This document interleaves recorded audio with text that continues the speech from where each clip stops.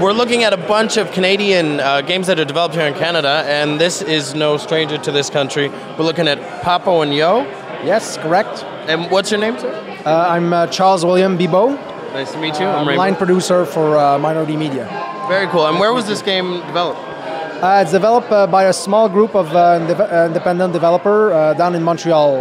Love it. Quebec. Kiel making big games. Well, now, tell me about the game, and then I got a few specific questions that I wanted to ask. So yes, so basically a little bit more than a year ago, a bunch of relatively experienced people that had past experience in video game industry decided to kind of jump in and do our own stuff. And our creative director, Vander Caballero,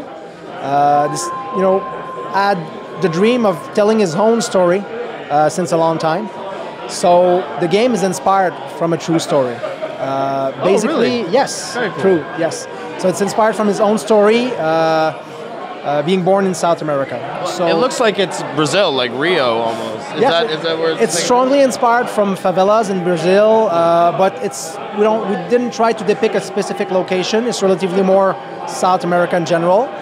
And the concept of the game basically is you play as a little boy named Kiko, who's a poor South American boy who, to deal with difficulty of life, invents two imaginary friends and an imaginary world. So basically you're playing through Kiko's imagination, through a 3D adventure puzzle experience.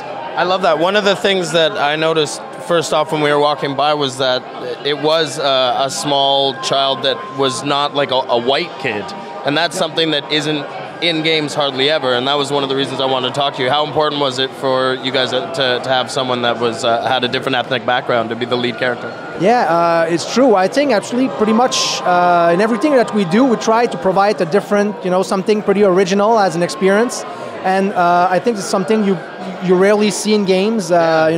Heroes, if I may say, that are not necessarily North American white people. And obviously, since it's inspired from a true story, from a South American creator, obviously the little boy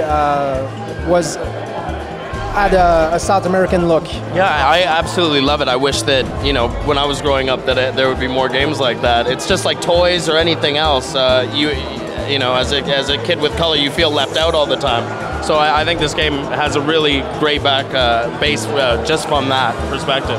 That's amazing. So what are the things that you have to do in the game? How do you progress through the game? Yeah, so in terms of gameplay, basically the whole story of the game is you have to cure your imaginary friend Monster from his addiction to frogs. So basically you progress through the world trying to figure out what to do, and you interact with different magical elements to actually shape the world and allow you to progress through it. So you explore, interact with the magical white elements, and you try to figure out what to do, such as moving small elements that actually move real piece of the environment. Okay, one of the other things that I noticed when I was watching the game is that there's some amazing street art. Who did you get for some of the artists that were doing? Were they actual artists that weren't the game developers that are doing some of the other art? Actually, obviously some of our developer artists are doing the environment, some of the drawings, but it was really important for us to be really authentic.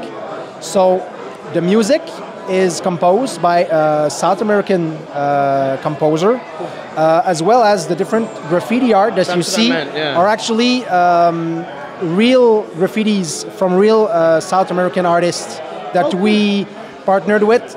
They send us some pictures of their own art that we integrated in the game. Very cool. Yeah, I noticed it looked really authentic, and I noticed it stood out very much. Right. That's very cool. So if you go in South America, you can actually see those graffitis in the streets. Yes. Oh, very cool. Well, I really look forward to trying this game. When are we going to get a chance to get at it? It's coming in 2012 this year. Our official release date is not announced yet, but I can say it's later in 2012. Very cool. Thank you very much, and check out this game. Thank you very much. It's going to be cool. Thank you, brother.